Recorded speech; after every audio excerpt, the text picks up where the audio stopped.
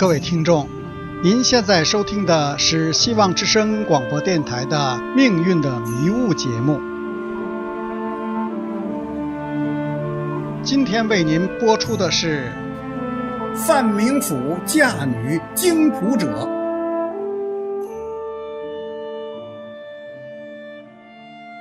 唐朝的范明甫精通术数，阴阳五行相生相克的数理，接到调令，将从京城调赴外地担任县令。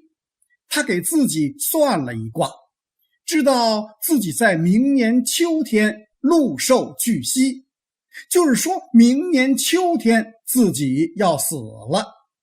有一天遇到一位算卦的卜者，请算卦的卜者再为自己算一下。卜者说，你将远行做官，但你明年7月大寿将近，何必要去远方为官呢？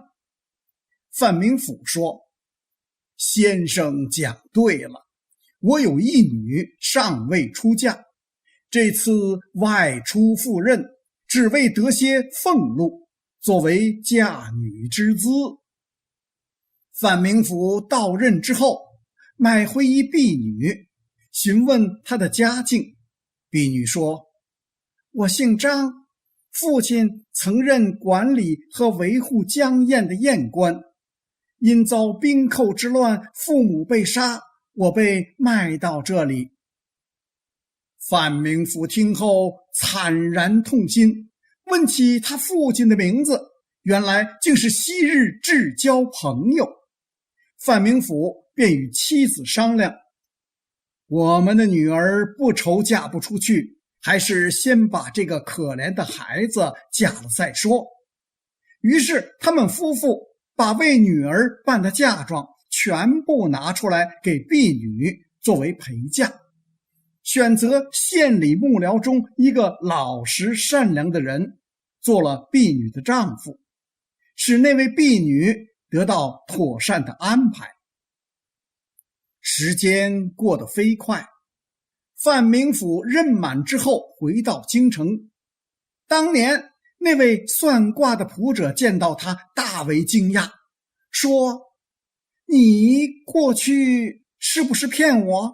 几年前算你的福禄都将结束，可如今你还安然无恙，如果不是你的生辰八字报错了，就是你积了阴德。范明甫便把如何嫁婢女的情况讲了。卜者说，这就是了，你的福寿未可限量。后来范明甫又当了好几任地方官，全家吉顺，过了许多年才去世。